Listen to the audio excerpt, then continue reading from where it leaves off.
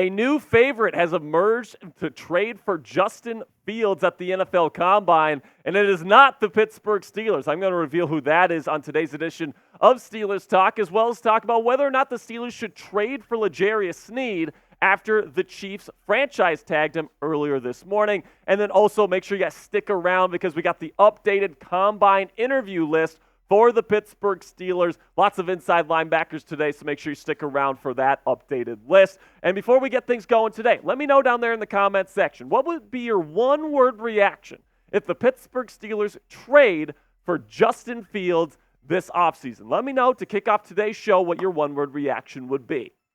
All right, now let's go to a new favorite to trade for Justin Fields here, which is now the Atlanta Falcons. Now, of course, Fields is from Georgia. It would be his hometown team. And this is definitely a team that has been connected to Fields in the past. But now NBC Sports reports that they have engaged in trade talks with the Chicago Bears, and they are considered the favorite among NFL circles at the NFL Combine this week. It was reported by Bears Talk by NBC Sports and says the Falcons are emerging as the number one trade option for Justin Fields and have contacted the Bears about Justin, a source tells NBC Sports Chicago. So listen, when it comes to Justin Fields and the Steelers, I've been saying it all freaking week, okay? I'm okay trading for Justin Fields. The only thing I don't want to happen is I don't want Omar Khan, the Steelers GM, to overpay for his services. Now, what does an overpay look like? It probably looks like giving up your first-round pick. All right, anything more than giving up your second-round pick, I think is probably overkill a little bit for Justin Fields because I'm not sure if he's worth that, in my opinion. And you got to think about it in terms of Russell Wilson as well because, you know, you could definitely get Russell Wilson, and it definitely looks like the Denver Broncos are going to be releasing Russell Wilson within the next 2 weeks, which means he's going to be a free agent, and he's probably going to want to sign for the Pittsburgh Steelers for the vet minimum, all right? And you can, if you get Wilson, you still have all of your draft picks. So you have to keep that in mind when you're weighing what you're going to offer Chicago in exchange for Justin Fields. And for me, if I'm Omar Khan, I'm not offering anything more than a second-round pick. If Chicago doesn't like that, they can give Atlanta a call. They can take him for all I care. So let me know down there in the comments section, who's the more likely option for the Steelers to get this offseason, all right? Who's more likely to be the starting quarterback for the Pittsburgh Steelers in 2024? Type JF if you think Justin Fields and trading for Fields is more likely, or if you think Russell Wilson and signing him in free agency is more likely. Type RW down there in the comments for today's pinned comment. YouTube's going to throw you an ad break here in just a couple of seconds. When that happens, take advantage of that time. But let me know whether you think Fields or Wilson is more likely to join the Steelers. So now let's shift from the quarterback rumors to free agency now, well, like technically trade market now, which is that the Kansas City Chiefs have placed the franchise tag on cornerback L'Jarius Sneed here.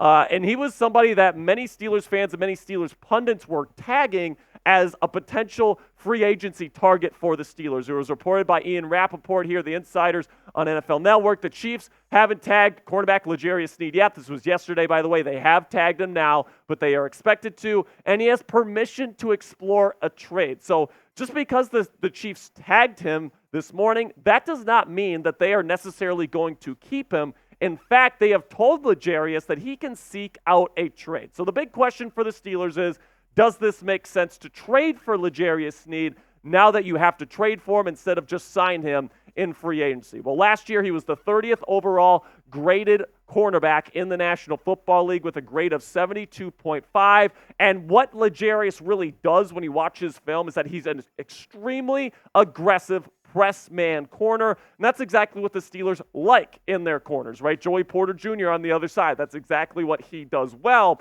and because they franchise tagged him, if the Steelers trade for Sneed at this point, they would be paying him almost $20 million as he is on the franchise tag for 2024. And personally, guys, I really don't think the Pittsburgh Steelers are going to see it in their interest to trade for Sneed and pay him over $19 million, all right? They're going to have limited funds to use in free agency. They've got a couple of spots that they probably want to find legitimate veteran starters in. You got corner, you got offensive tackle, you got center, inside linebacker, potentially safety. There's a lot of stuff that they're probably going to want to hit in free agency, and I don't think they're going to want to spend $20 million of that by trading for L'Jarius Sneed. So still to come here on Steelers Talk, we got more quarterback buzz surrounding Mason Rudolph and another quarterback target that we haven't talked about all that much here on the show. Kind of surprised me a little bit. And then also we've got the updated combine interview list for the Pittsburgh Steelers. You're not going to want to miss that. But before we talk about those things, let's talk about Prize Picks, our sponsor today. Football season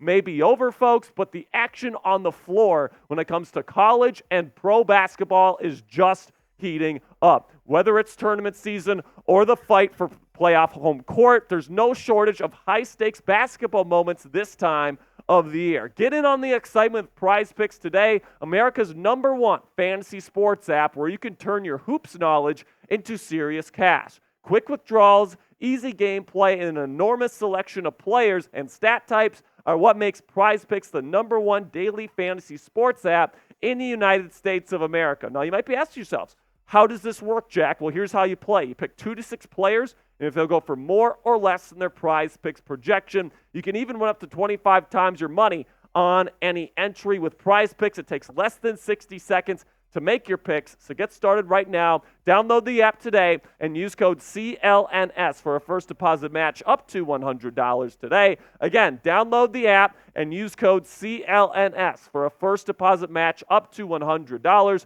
Pick more or pick less. It's that easy with our friends at Prize Picks. So now let's go to Sam Darnold, shall we? As former Steelers wide receiver Plexico Burress says that the team should sign Sam Darnold as competition for Kenny Pickett heading into 2024. This is what Burress had to say.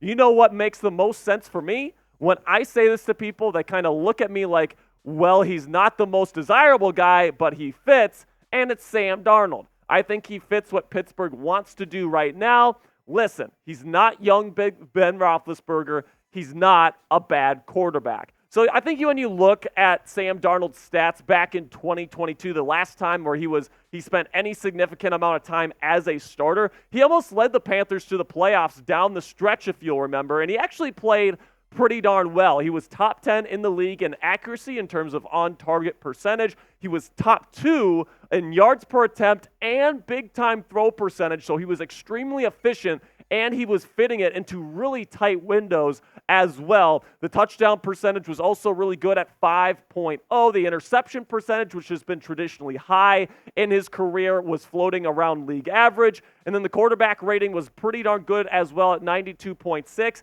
And even though he only started 6 games, he still finished 21st overall in points above replacement. So in terms of per game, Sam Darnold was arguably one of the most valuable quarterbacks in the National Football League just 2 seasons ago with the Carolina Panthers. And my take on Darnold, guys, is that I think he'd be a good backup. I think he would actually provide some legitimate competition for Kenny Pickett. Now, would he start over Pickett week 1? Probably not, all right? If you're keeping Pickett, he's your guy to start, at least to start the season. But if you want to bring in a guy that you can trust to on the field as a potential starter in this league in case Kenny Pickett stinks it up again, I think Sam Darnold is a pretty decent option that you can get on the cheap. Now let's go from Sam Darnold to Mason Rudolph here, where there's definitely conflicting reports as to just how much interest Rudolph is getting from NFL teams around the league here. And there's definitely a bunch of different people weighing in. So let's start with ESPN's Bill Barnwell, who says that Rudolph will likely re-sign with the Pittsburgh Steelers because there is not a whole lot of interest from other teams around the National Football League, except from the Pittsburgh Steelers, who really want him back. But then there's other reports, like from Mike Garafolo from NFL Network, who say, maybe not so fast. It looks like there's actually some teams with some interest in potentially bringing in Mason Rudolph as a starting quarterback in 2024. This is what Garafolo had to say on NFL Network earlier today. My understanding is the door is not closed on Mason Rudolph possibly returning to Pittsburgh, but they do expect, Rudolph's camp does expect, that there will be opportunities elsewhere potentially for him, particularly because he did play well there in those spots down the stretch. Now, when it comes to Mason Rudolph, guys, I actually think there's going to be a bit of a market for him, all right? There's a lot of teams that are going to be drafting young quarterbacks this year in the NFL draft, and they don't want to just have that young quarterback. They want to have somebody that they trust as a nice bridge quarterback, somebody they can trust on the field for now and can be a good mentor for a rookie quarterback that they draft this spring. So I definitely think teams like the Denver Broncos, New England Patriots, Minnesota Vikings, a bunch of these teams that are going to be drafting quarterbacks this year, I think Mason Rudolph is a very attractive option to them because he's a proven spot starter in this league. He's got experience, and he's a good locker room guy as well, so he would be a good bridge and a good mentor to whatever rookie they end up drafting. So I do think there's going to be a market for Rudolph, and because of that, I don't think he'll be back with the Pittsburgh Steelers in 2024. But let me know what you guys think down there in the comments. Will Mason Rudolph be a Steeler in 2024? Give me a yes or no to predict Mason Rudolph's future right here on Steelers Talk. So now we'll finish out the show today with an updated Combine interview list. Interviews are going to be happening all throughout the week. We'll continue to update the list as the week goes on for you guys. But today it was mostly inside linebackers, edge rushers, and defensive tackles. So let's start with the confirmed formal interviews, all right? So the Steelers have 45 formal interviews that they can do throughout the week. They've already done 8. So here's the list. You got Edgerrin Cooper, Jeremiah Trotter Jr., Junior Colson, and Tommy Eichenberg, 4 inside linebackers, all of which expected to go within the first 4 rounds. Then you get Byron Murphy the second. Very interesting there. Arguably the top defensive tackle in this year's draft class. Really good player. Got a formal interview with Mike Tomlin and the Steelers today. Then we got Rook. I don't even know how to say this one, man. Rook, I'm just going to butcher it, man. The guy out of Clemson, okay? Then we got McKinley Jackson out of Texas A&M. And then Austin Booker, the only edge, with a confirmed formal interview to this point. Then we get to the informal meetings for the defensive tackles. Eric Watts, Jordan Jefferson, Gabe Hall is an interesting name. Tyler Davis out of Clemson, Logan Lee, and Chris Jenkins from Michigan all had informal meetings. Then we get to the edge rusher position, a little bit more here. Darius Robinson, the star from the Senior Bowl. Javon Solomon, we got Cedric Johnson, Miles Cole, Braden McGregor, Jalen Harrell, Marshawn Nealon, and Jalix Hunts. And then we get to inside linebacker here. It says edge up there, but it's actually inside linebacker. We got J.D. Bertrand, another highly regarded inside linebacker prospect. We got Darius Muaso, I hope I'm saying that right. And then we got Nathaniel Watson from Mississippi State. So those are all the players that the Steelers have talked to at these positions. And that'll be it for today's show. Make sure you guys click that subscribe button right now for more extensive Steelers coverage all throughout the 2024 offseason.